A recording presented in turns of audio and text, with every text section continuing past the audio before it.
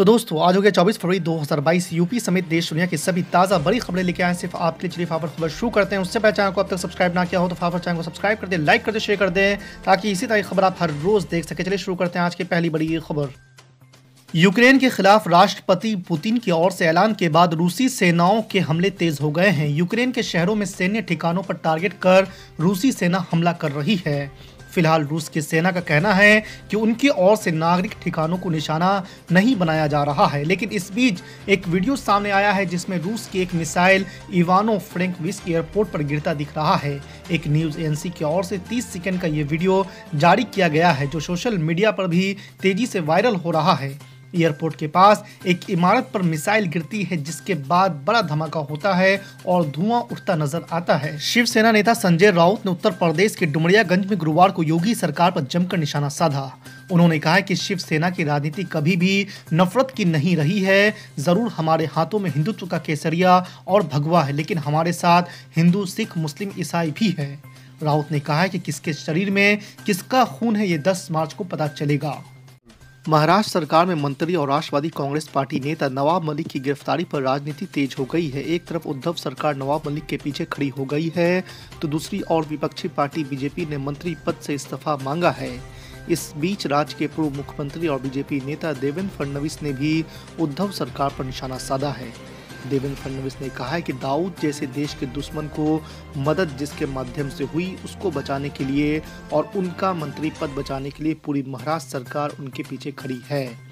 इसका देश को जवाब इस सरकार को देना पड़ेगा। उत्तर प्रदेश में एक चुनावी सभा को संबोधित करते हुए प्रधानमंत्री नरेंद्र मोदी ने यूक्रेन संकट का जिक्र किया, जिस पर राष्ट्रीय लोकदल के अध्यक्ष जयंत चौधरी ने तंज कसते हुए कहा है कि उत्तर प्रदेश के लोगों को अब सरकार से राहत या विकास नहीं मांगनी चाहिए, क्योंकि प्रधानमंत्री नरेंद्र मोदी ने यूक्रेन के मुद्दे को राज्य के चुनाव में लाया है। आपको बता दें कि मंगलवार को बहराइच में जनसभा को संबोधित करते हुए पीएम नरेंद्र मोदी ने अपने भाषण में कहा था कि दुनिया में उथल पुथल चल रही है, भारत को मजबूत होने की जरूरत है और मुश्किल समय के लिए एक सख्त नेता की जरूरत है। बहराइच में बुधवार को समाजवादी पार्टी की ओर से राष्ट्रीय अध्यक्ष अखिलेश यादव ने जनसभा को संबोधित किया। अखिलेश यादव ने कहा कि आज भाजपा सब कुछ बेच रही है। हवाई चप्पल पहनने वालों के लिए हवाई जहाज में सफर का लालच देकर हवाई अड्डा ही बेच दिया। यही नहीं, पानी का जहाज, रेलवे स्टेशन की कीमती जमीन, बंदरगाह सब कुछ सरकार बेच रही है। अखिलेश यादव ने कहा कि अगर बीजेपी सत्ता में आई तो पेट्रोल की कीमत 200 रुपए के पार हो जाएगी। पंजाब में विधानसभा के 117 सीटों के लिए मतदान हो गए हैं, लेकिन सियासी संग्राम कम नहीं हुआ है। कांग्रेस के नेता अपनी ही पार्टी के अध्यक्ष नवजोत सिंह सिद्धू के खिलाफ मोर्चा खोले हुए हैं। आपको बता दें कि अमृतसर से सांसद गुरजीत सिंह औजला ने सिद्धू को निशाना बनाते हुए कहा है कि उनका बोलने का अंदाज और जनता से दूर रहना बहुत घातक है। उन्होंने कहा कि पार्टी के बहुत सारे कार्यकर्ता नवजोत सिंह सिद्धू से असंतुष्ट है, उनकी वजह से ही लोग पार्टी छोड़कर जा रहे हैं। उत्तर प्रदेश विधानसभा चुनाव में जगह जगह जाकर किसानों से बात कर रहे भारतीय किसान यूनियन के अध्यक्ष राकेश टिकैत ने एक बार फिर बीजेपी पर तंज कसा है। प्रयागराज में राकेश टिकैत ने कहा है कि बीजेपी यूपी इलेक्शन में जीत सकती है, लेकिन ये तभी संभव है जब यूपी पंचायत चुनाव की तरह गड़बड़ी हो। बुधवार को प्रयागराज के प्रेस क्लब में पत्रकारों से बात करते हुए राकेश टिकैत ने कहा है कि किसान बहुत समझदार है, वो अपना भला और बुरा अच्छी तरह से जानता है, वो सोच समझकर किसी भी दल को वोट करेगा। AIMIM के अध्यक्ष असदुद्दीन ओवैसी ने बुधवार को दरियाबाद, जैतपुर और कुर्सी विधानसभा के इलाके में अपने पार्टी के प्रत्याशियों के पक्ष में जनसभाओं को संबोधित किया। उनके निशाने पर प्रधानमंत्री नरेंद्र मोदी रहे। कानून व्यवस्था के मुद्दे पर सवाल उठाते हुए असदुद्दीन ओवैसी ने कहा कि मोदी जी कहते हैं कि गुंडे माफिया जेल में हैं या भाग गए। यदि भाग गए होते तो मुझ पर हमला ना होता।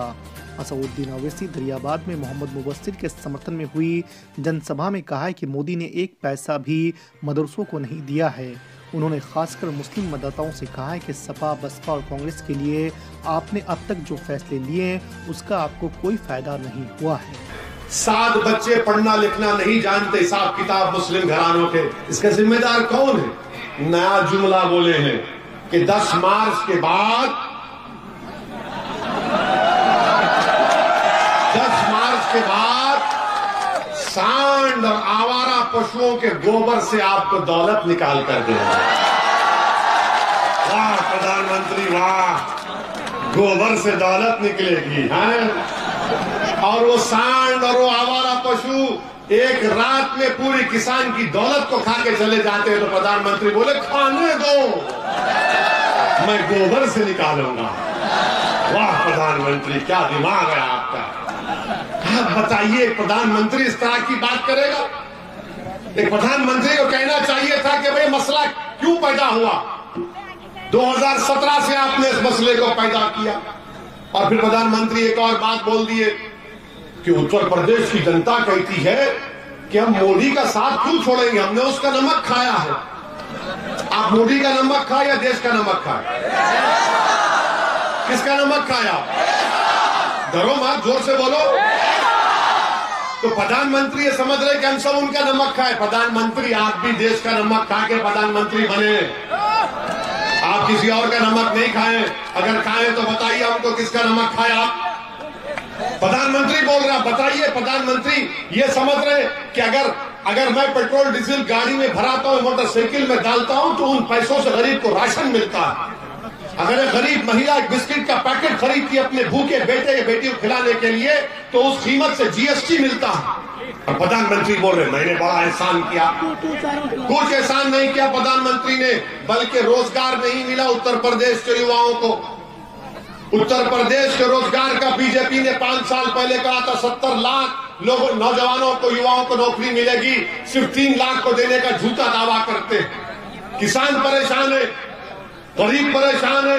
वो नौजवान जो रात भर महीनों पढ़ता है, गांव से निकलकर शहर जाकर एग्जाम लिखता है, तो योगी की सरकार कहती है एग्जाम नहीं होगा, पेपर लीक हो गया। और योगी कहते हैं कि माफिया भाग गया, क्रिमिनल भाग गया। अरे कहां भागा? जो हमारी गाड़ी पर 4 गोलियां चलाई वो किसके घर का दामाद था? कौन क्रिमिनल था वो? तो मेरे अजीज दोस्तों और बुजुर्गों, इन्हीं की सरकार में यहां पर एक मस्जिद को शहीद कर दिया गया। हमने उसको बात को उठाया, क्या समाजवादी ने उठाया, कांग्रेस ने उठाया उसको? हम पर मुकदमा बुक हो गया। हम तैयार हैं जेल को जाने के लिए, हम तो बात के लिए भी तैयार हैं, मगर सच्ची बात करना, गरीबों को उनका हक दिलाना, ये हमारी लड़ाई थी, है और रहेगी इंशाअल्लाह। हम आखिरी बात आपको बताकर रुखसत हो रहे हैं। आज से 65 साल पहले हमारे बुजुर्गों ने सरजमीन दक्कन हैदराबाद में मजलिस इत्तेहादुल मुस्लिमीन को शुरू किया था। हम कोई नवाब खानदान के नहीं है, हम कोई बड़े खानदान आला जात के नहीं है। हमारे आबो अजदाद गरीब थे, मेहनत मजदूरी करने वाले थे, मगर उनमें जज्बा था, जज्बाती थे, जिद्दी थे। उनको अपनी मंजिल ये नजर आई कि भारत के संविधान में हम सियासत में हिस्सा लेंगे, हम नेताओं को बनाएंगे, सियासी ताकत हासिल करेंगे और अपने बच्चे और बच्चियों को पढ़ाने के लिए कॉलेजेस बनाएंगे, मेडिकल कॉलेज बनाएंगे, अस्पताल बनाएंगे। हमने काम किया। आज हम पर इल्जाम लगाने वाले लगाते हैं कि मजलिस ओवैसी के भाषण में जज्बाती नौजवान आते हैं।